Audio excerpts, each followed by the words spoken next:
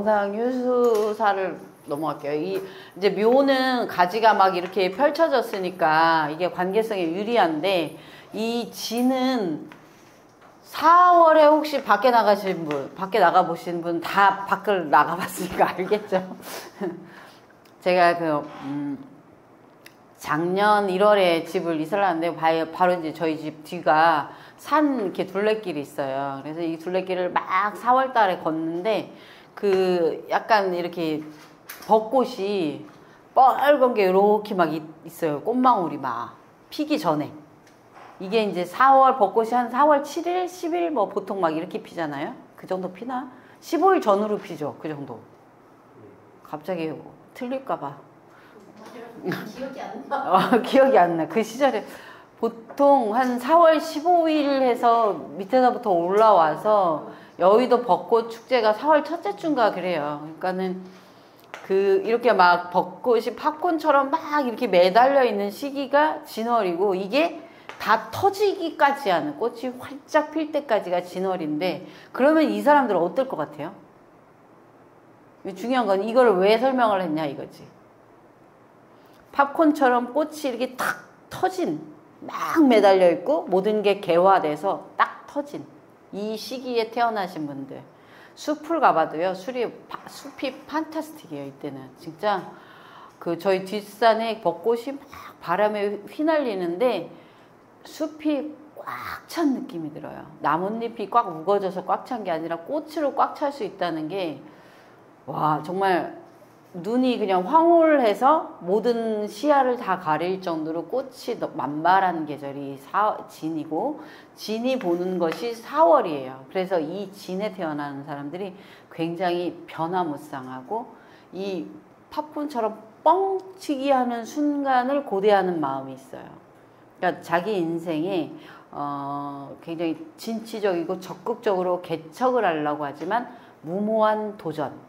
왜냐하면 이 꽃이라는 것이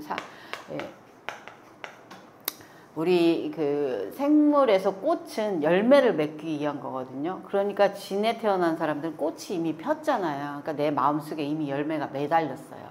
그러니까 자꾸 열매를 쫓아서 가려는 마음이 여기에 존재해요. 진에 태어난 사람들이 그래서 도전과 변화에 겁이 두려움 없이 막 합니다. 두려움 없이 막 하는데, 얘는 습이 완전히 끝까지 올라가서 나무가 성장이 가장 높이까지 키가 큰 사람이거든요. 그러니까 자기는 제일 높이까지 올라갔기 때문에 이제 열매를 맺으면 좋을 거라고 생각해서 마구마구 도전을 할 수 있지만, 이 도전이 제대로 이루어지기는 사실은 상당히 어렵죠. 그래서 이 진에 태어난 사람들이 굉장히 무모하거나 이 말이 앞서거나 이런 특징이 있어요. 같은 인이나 묘, 진 할 때 여기를 토라고 읽지 않고 오행으로는 얘를 뭐라고 읽을까요? 오행으로는 얘가 목이 돼요.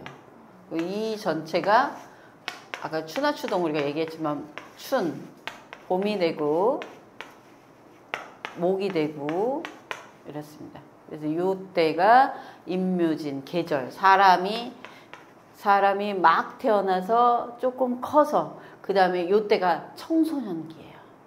질풍노도, 애기, 어린이, 여기 12운성으로는 관대쯤 되겠죠. 그러니까 모든 게 다 연결될 수 있어요. 어떤 이론을 하나를 거기에서 그 개념적인 것만 갖고 오시면 되고, 거기에 이제 매몰되지만 않으면 사고가 막 확장되거든요. 그러니까 12운성이면 무조건 12운성만 좋다 이러는 게 아니라, 12운성의 그런 개념적인 거, 인생의 생로, 희노애락, 그 다음에 생로병사가 다 담겨 있잖아요. 근데 이것도 계절도 마찬가지로, 애기 이제 막 태어났어, 걸었어, 장생했다고 그러죠.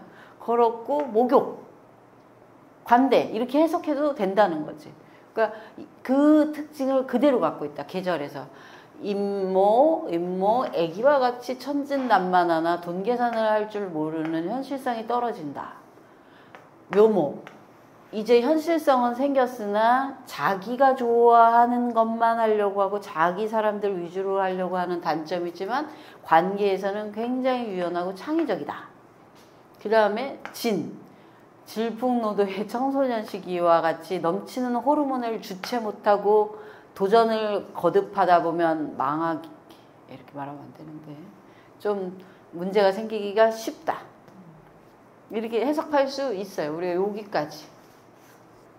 이래서 그 계절별로 자기가 어떤 월에 태어났는가 벌써 그거에 따라서 자기 삶의 문제라든가 해결점들을 알고 갈 수 있다. 그러니까 이제 진월이면은 며칠부터예요? 외워야 돼요. 양력으로. 4월 청명 정도니까 4월 5일 정도에 식목일쯤에서부터 진월이에요. 2월 4일, 3월 5일, 4월 5일 이런 식으로 식목일쯤 돼서 5월까지, 5월 초까지, 5월 5일 정도까지 이 진월생들이 굉장히 다양하고 사주 보기가 조금 어렵습니다. 진월생은.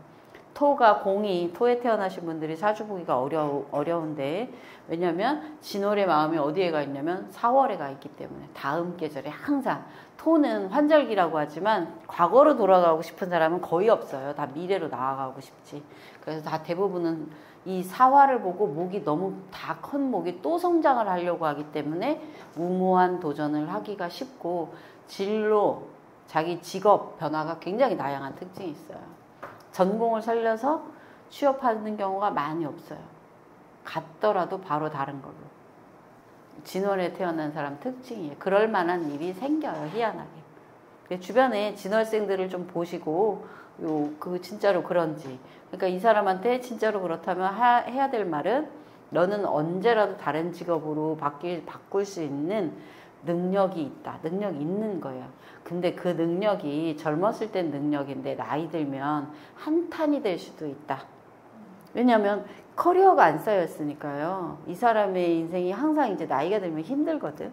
힘드니까 커리어가 안 쌓였으면 나중에는 육체노동으로밖에 갈 수가 없어요. 할 수 있는 게 별로 없기 때문에.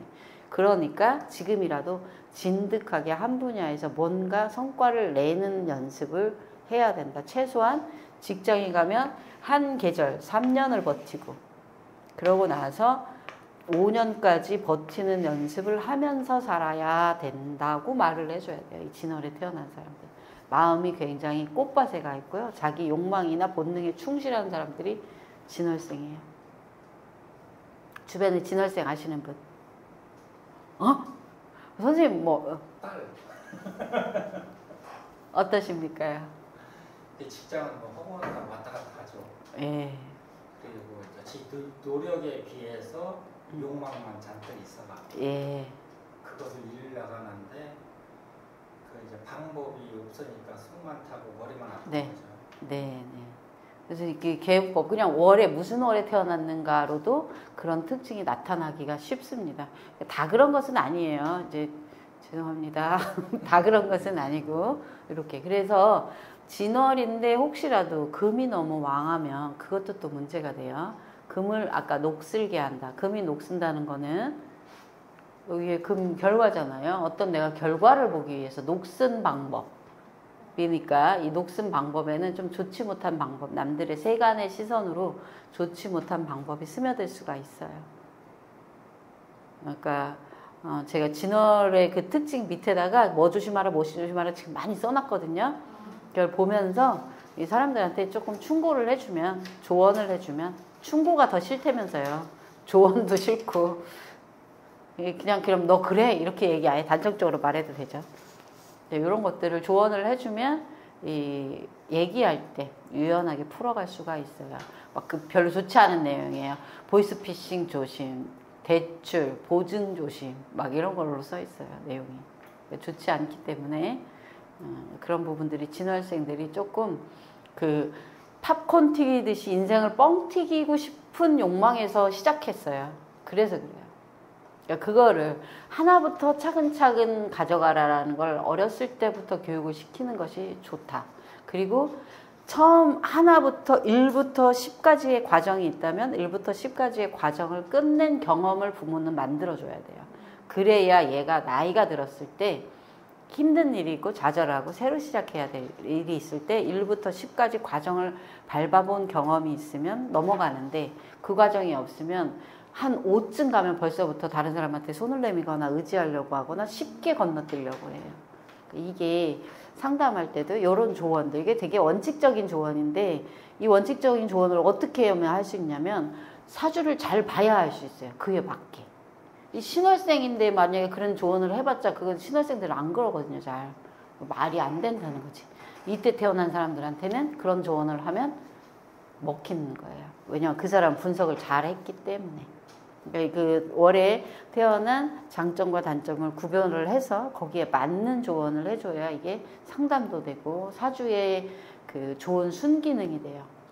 사주가 하는 게 뭐 너 나빠 좋아 언제 부자 돼 이런 것도 있겠지만 그것뿐만 아니라 사람들한테 나타난 단점들, 자기 인생의 어떤 병으로 작용하는 것들을 이렇게 고쳐주면 더 좋겠다라고 해서 좀 괜찮은 방법을 제시해 주는 것도 사주가 갖고 있는 괜찮은 기능, 좋은 기능이거든요.